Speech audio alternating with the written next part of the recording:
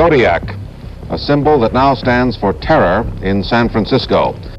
Anywhere in the Bay Area or anywhere, he should go to the nearest law enforcement agency and turn himself in. And we will try to do whatever we can to help this man. Who's Zodiac? One of the great unsolved serial killing mysteries of all times. In the late 1960s, a man began sending letters to newspapers. Inside them were ciphers, threats, and proof that he was a killer. He called himself Zodiac. He claimed he would keep killing again and again, and to this day, no one knows who he was.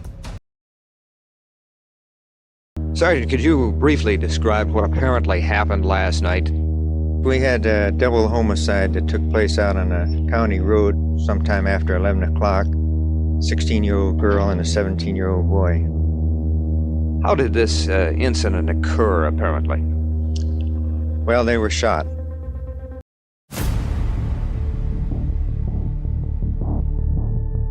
On December 20th, 1968, two teenagers parked on a quiet road near Benicia, California.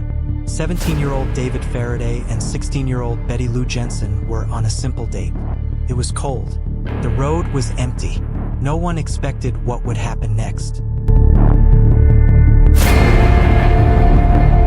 Car pulled up beside them. Moments later, gunshots echoed through the night. When police arrived, David was dead inside the car. Betty Lou was found outside, shot multiple times as she tried to run. There were no witnesses, no clear motive, just two young lives taken, and a killer who vanished into the dark. At the time, it looked like a random act of violence, but this was only the beginning.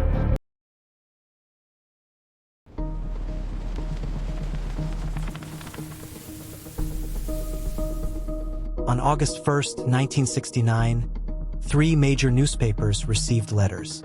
Each envelope contained a cipher, a coded message. The writer claimed responsibility for the murders. He demanded the newspapers print his letters on the front page, or he would kill again. At the end of the letter was a strange symbol, a circle with a cross through it. This was the first time he used the name Zodiac. We start getting these very bizarre letters, and they're codes and threats.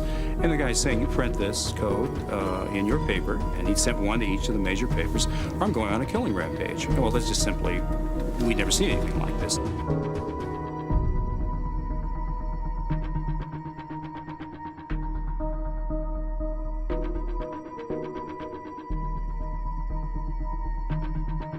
And no one could break these ciphers. The NSA, the FBI, nobody could break them. But a high school teacher in Salinas, California, sat down with his wife over the weekend, and they just simply did not let up, and they found the motive for the killer's crimes. A high school teacher and his wife eventually solved the cipher. The hidden message read, "I like killing people because it is so much fun. It is more fun than killing wild game in the forest, because man is the most dangerous animal of all."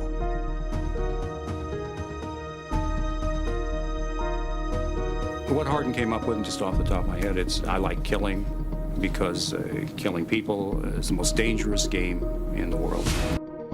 But one part of the message was missing. The killer promised his identity was inside the code. It wasn't. He was playing a game, and the whole country was now involved.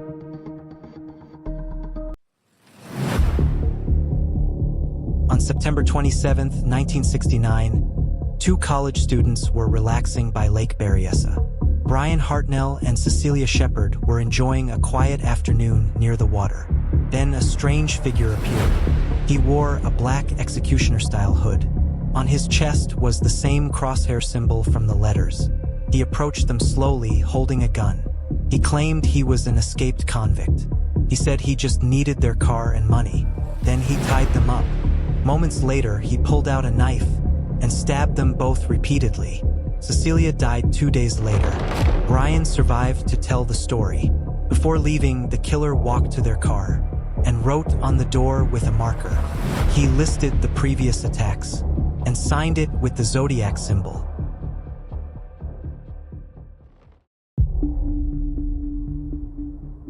Just 2 weeks later, on October 11th, 1969, Zodiac struck again. This time, it wasn't a couple. It was a taxi driver named Paul Stine in San Francisco. He picked up a passenger near downtown. Moments later, the passenger shot him in the head, then calmly tore a piece of the driver's shirt and walked away. 3 teenagers witnessed the killer from a nearby house. They gave police a description. Officers even stopped a man matching the description. But due to a radio mistake, they were told to look for a black suspect. They let the man go. Later, Zodiac mailed another letter. Inside was a piece of Paul Stine's bloody shirt, proof that he was the killer. Over the next few years, Zodiac kept writing. He sent more ciphers, more threats, more strange messages. In one letter, he claimed he would shoot school children. In another, he described making bombs. The public was terrified. Parents feared letting their kids walk alone. Police were overwhelmed. One of his ciphers, called the Z340, remained unsolved for over 50 years. It wasn't until 2020 that a team of codebreakers finally solved it. The message read, "I hope you are having lots of fun in trying to catch me. I am not afraid of the gas chamber because it will send me to paradise sooner." Still, no name, no identity, just more taunting.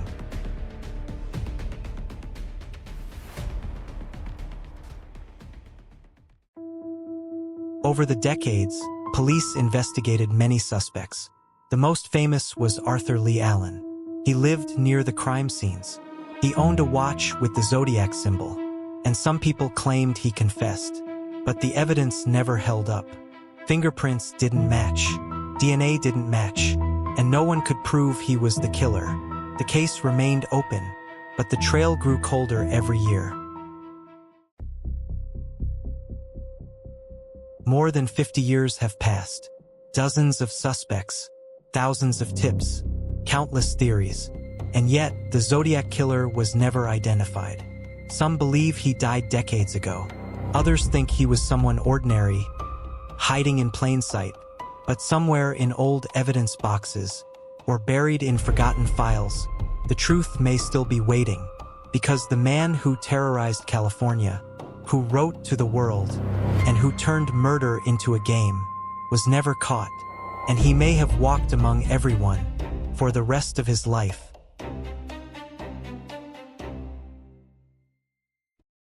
Some mysteries were never meant to be solved, and some secrets are still waiting in the dark. If you enjoyed the story, subscribe to Darklore for more unsolved mysteries